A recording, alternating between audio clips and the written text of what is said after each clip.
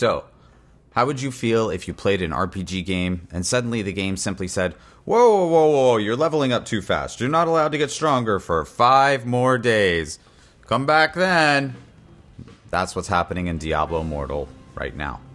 I've been playing Diablo Immortal from the tech alpha, closed beta, to now. Overall, I already have 1,200 hours in the game. During launch, our Maxroll group reached World First Level 60 and Lasso ranks 1 and 2 through pure hardcore grinding, playing over 20 hours each day. And despite all this, all these hidden caps and Paragon limitations honestly make me depressed. I want to be clear here. Immortal's gameplay it's good. If you've seen any of my other videos on this channel, you know I love the core gameplay, and you know my thoughts there.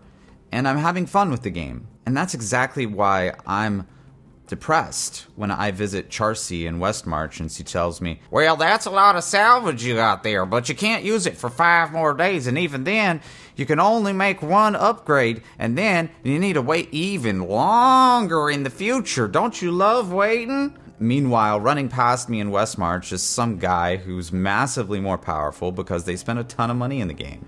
The message is very clear. If you pay money, you have access to unlimited power. If you don't pay money, you're not even allowed to gain power, even if you grind for 20 hours a day. In some cases, you can't even spend or gain the resources in the first place because of hidden caps. So let's talk about these hidden caps, because the game never ever tells you what's happening for some reason. First, blacksmith upgrades are one of the core powering up systems in this game. See my blacksmith guide here for a detailed look at that. Now, in the alpha and beta, this was one of the only ways you could actually grind the game, and it gave you a small chance of victory against those who were dual-wielding credit cards, right? But in launch, this system is completely worthless. Now, when you hit rank 6, you can't even upgrade to rank 7 until you're Paragon level 20. And due to the way Server Paragon works, this is effectively time limited. Want to unlock rank 8? Well, you can't do that until Paragon 30. When will rank 9 or rank 10 or rank 11 unlock? We don't know yet. But at this rate, it seems like you won't be able to use the blacksmith upgrade system until months and months after launch. Meanwhile, in the alpha and beta, those who were extremely determined could grind all the way out to rank 20, the maximum rank, within a month and a half. This was extremely difficult, even for the most hardcore blasters who were playing the game for 10 plus hours every single day or more. Let's stop and talk about Server Paragon itself. This is an XP limiting mechanic. I'm actually kind of a fan of the mechanic itself because it prevents the infinite Paragon problems like in Diablo 3. But it's still a big problem when other systems besides just the Paragon system piggyback on top of it. So let me explain how this works, okay? Every day, the server gains 2 Paragon levels.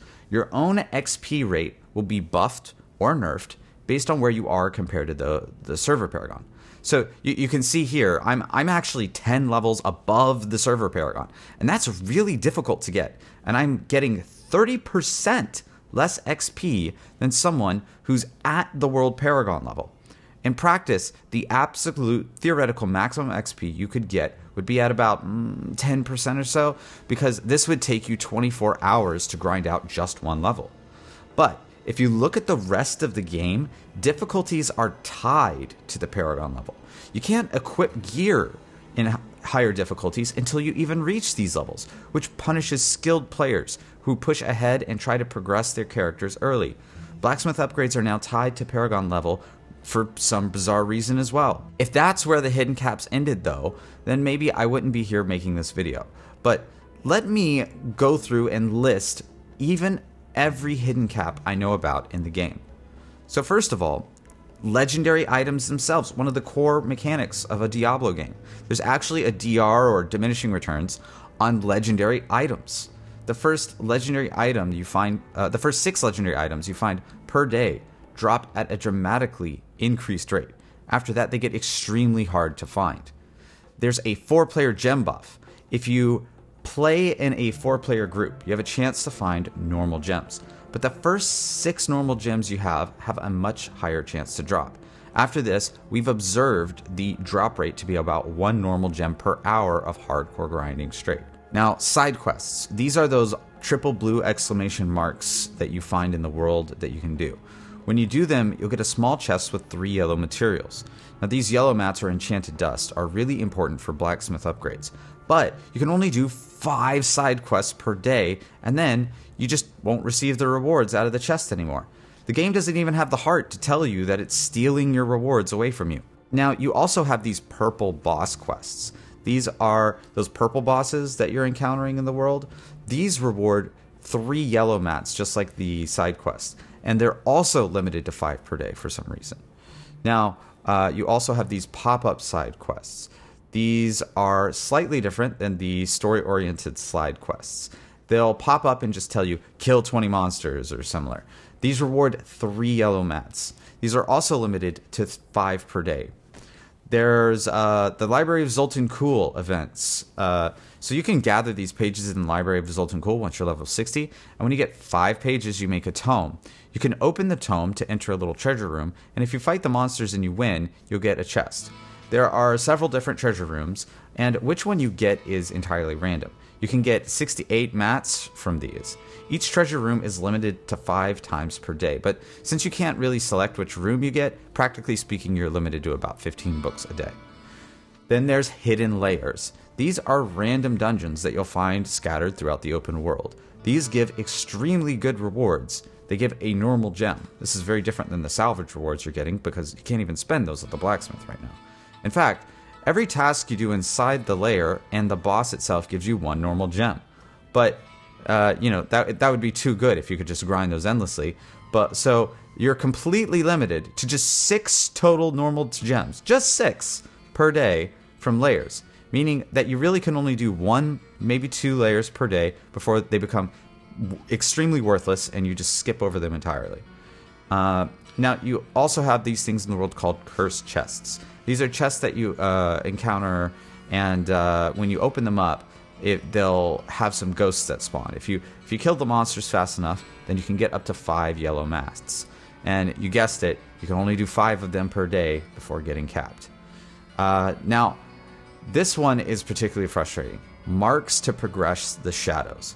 This one's insanely difficult to test. But this number up here is supposed to represent the number of marks that the shadows have collectively contributed to progress to the next stage. This is extremely important for progressing the end game to overthrow the immortals. But this number also has a hidden cap. You're limited to a total of 10,000 of this number per day.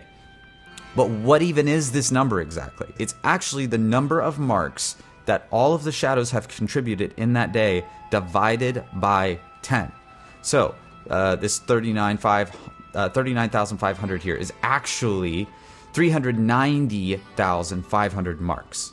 And if the shadows get a late start for some reason or miss a day of marks for some reason, you can never ever go back and make up for that daily cap that you missed. Now you're just permanently behind. Even more frustrating is that if your contributions for the day go beyond the cap, the extra contributions that you did just simply seem to be sucked into the ether. So if you're playing the shadows like you're supposed to and you're progressing as fast as possible, pushing the path of blood, etc., the game actively punishes you because you're just dumping your marks into a black hole. Now, let me be very clear.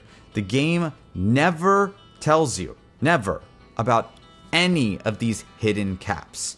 We have only been able to discover them through sheer massive amounts of gameplay and testing. Nobody ever told us anything or verified anything. These are pure observation and hardcore gameplay from people at Maxroll, from hardcore blasters.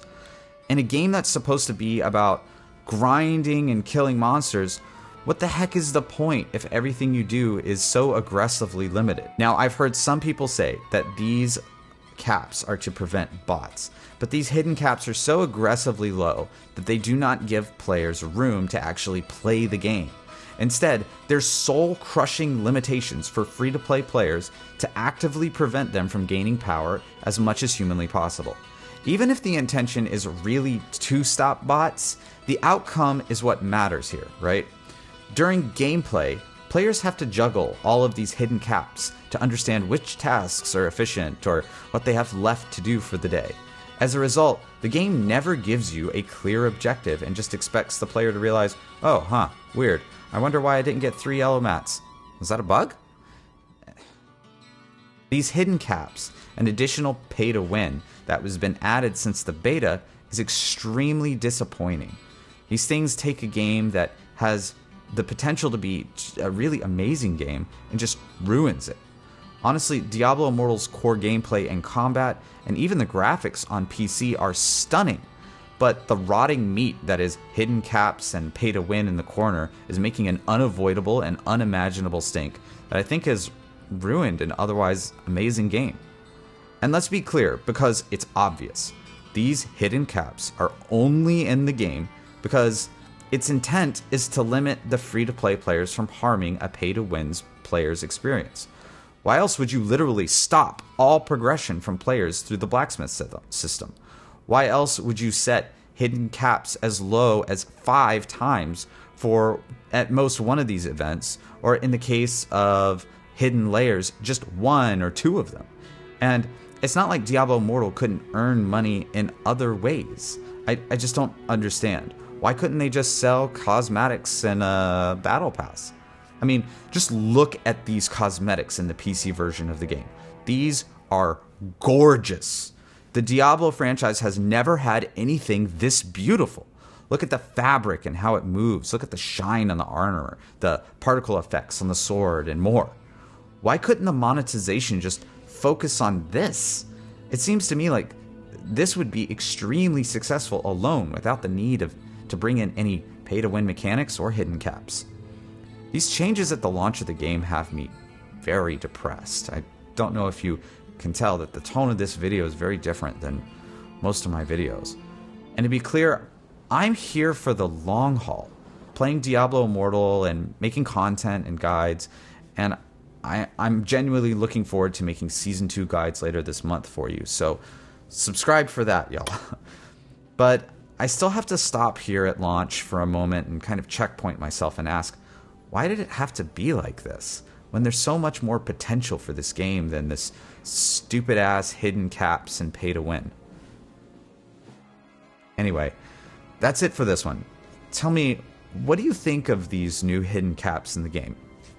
I'll be waiting in the comments below. Anyway, I'll see you in the next one. Peace.